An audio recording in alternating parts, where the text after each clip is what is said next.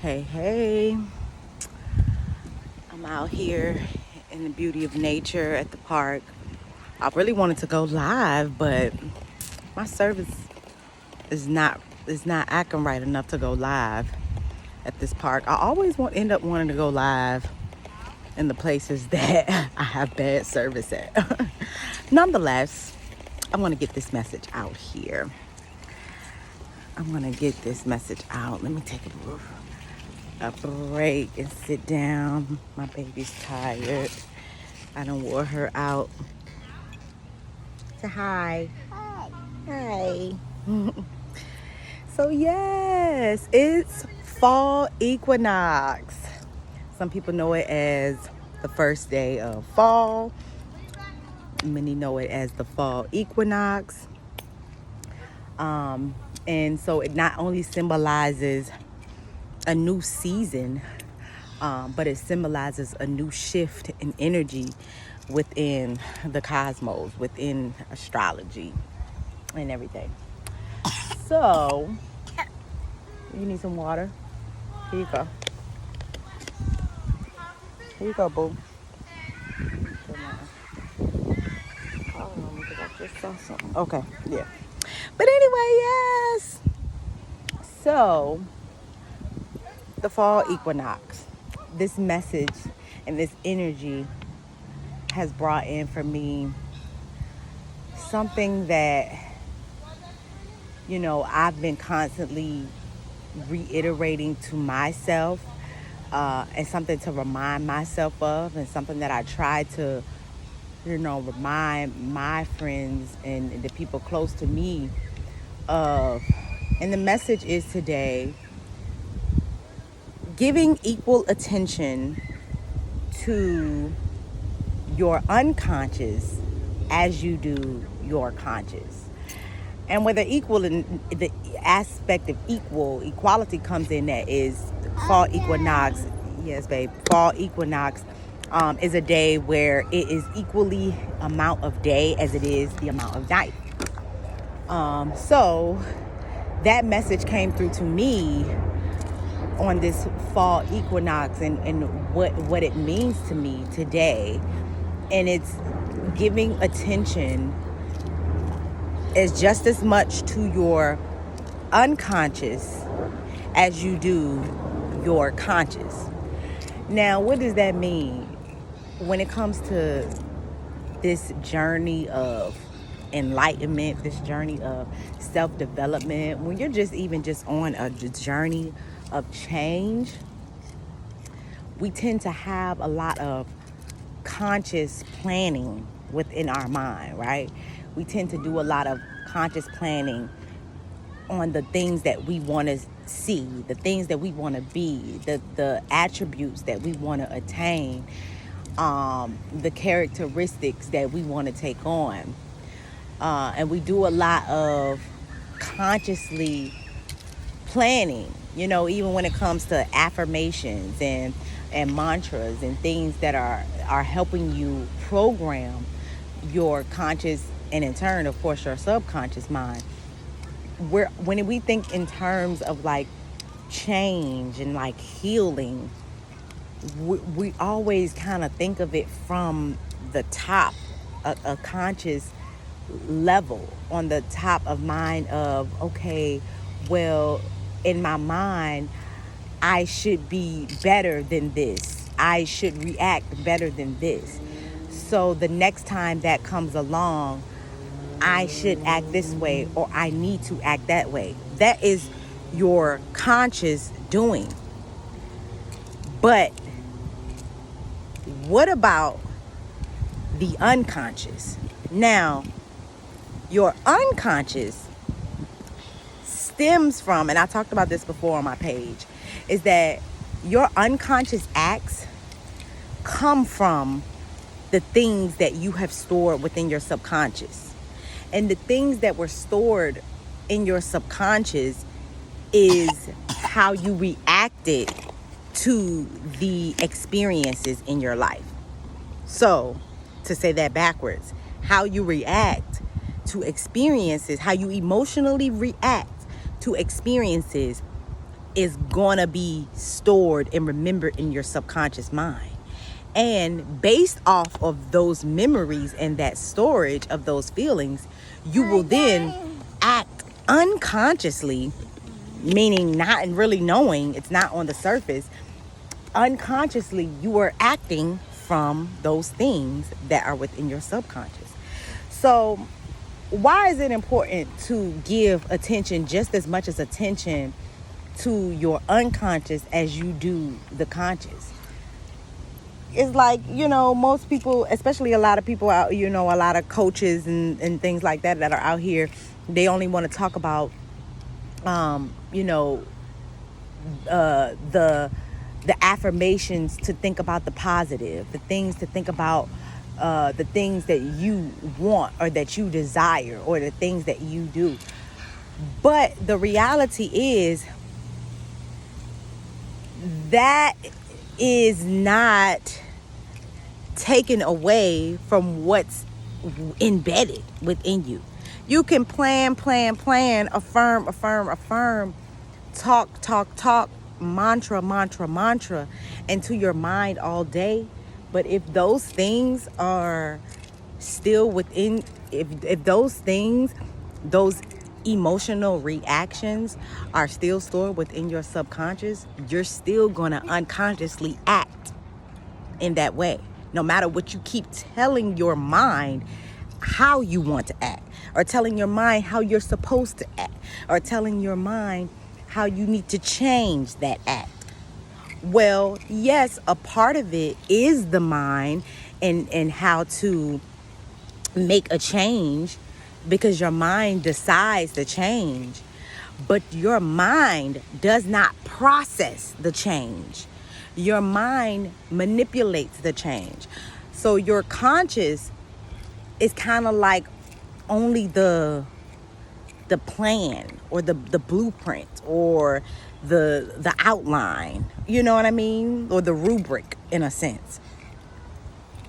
The unconscious is the actual tools in which you need to get a hold of to make this thing happen. These tools that you need to grab onto. You want more? Oh no, that's enough. These tools that you need to grab a hold to make. You want some of these? No. Okay. But yeah, so these tools that you need to get a good handle on and gain access to are in your unconscious, which again stemmed from your subconscious and the emotional reactions to your experiences. So when it comes to giving attention to both, don't just go for the conscious and the mind. Don't just go for what are you telling yourself to be, or what are you planning to be, or how your mind is telling you you should be mature. So when it comes to making sure that you're paying attention to your unconscious, that means you have to get to the root of the acts that you're having. So those acts that you're having, and you don't understand where they come from, or they come natural to you, but you don't understand why. And in your mind, in your conscious mind, you're telling yourself, oh, I want to change in that area. Or maybe in your conscious mind, you don't even realize that you want to change in that area. But this thing keeps coming out in your actions, coming out in the way that you express yourself, coming out in the way that you react or respond to certain events. No matter what you're telling yourself on the conscious level,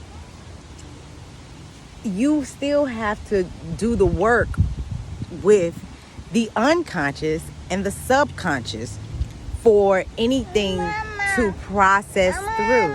Yes, baby. You're so beautiful. Yeah, so you have to do the work on the unconscious and subconscious level for it to process through and provide that same type of work and attention and focus on the unconscious things. And so it was just a short message to, hold on, Okay, baby. Okay. That's it then. Yeah, so it's just a short message that I wanted to give to just like, we're not like, to that toxic positivity thing is us staying with just the conscious aspect. Us staying with the conscious aspect by saying, hey, if you just tell yourself that you can do this, you can do it. Yes, that's true. If there's nothing in your subconscious, in turn, your unconscious acts that are in the way or contradictory or resistant to that conscious thought. So again, we have to provide attention to both aspects. And how I provide attention to both aspects is giving room and space for my mind to be the catalyst to helping my mind. I utilize my mind manipulation in a way that helps me not go into a spiral. So I don't use my mind manipulation to stop my emotions. I first give room. This is how I give attention to the unconscious. I give room for myself to just be and act. What that looks like is I give myself grace when I see that I act in a way maybe that everybody's not acting, or maybe in a way that I consciously felt like wasn't the right way of acting. I give myself grace, room, and compassion in those things, and a judgment-free environment to act how I need to act, to be how I need to be. I give myself room to be, and which in turn, when I have certain emotions, I give myself room to feel those emotions. I give myself room to feel. And as I am feeling those emotions, the part where I utilize my mind at, and I bring my mind manipulation, is if before I get to release my emotion in different healthy ways I might want to release, if I start spiraling or trying to overthink or telling myself stories or lies, that is when I use my mind manipulation to come in to affirm and remind me of who the fuck I actually am.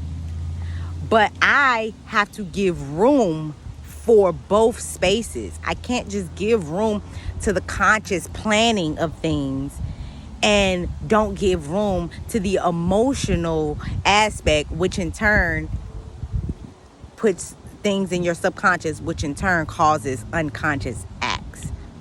So in order for you to give attention to both the conscious and the unconscious, that means you have to focus not just on your mind. You have to bring focus to your emotions as well. And not just to bring focus on them to shut them down and to stop them and say, no, I'm going to be positive. No, I got to be mature. No, you have to give that thing room, just like you give your mind room. You be giving your mind so much room to roam, so much room to go around and around and around. Give your emotions a little bit of space and grace as well. Now, I know some people are leery of this or wary of this because they're afraid that they will go too far with their emotions. But just because you feel your emotions don't mean you have to react on your emotions. Don't mean you have to act on your emotions. You can feel your emotions without acting on your emotions. And that's how I get into my three-part system when it comes to processing emotions. And there's a process, there's a 3-step process in processing your emotions so that you're giving your emotions room and space to see what they are, so that you can acknowledge them, and so that you can give your emotion room to feel exactly what you're dealing with.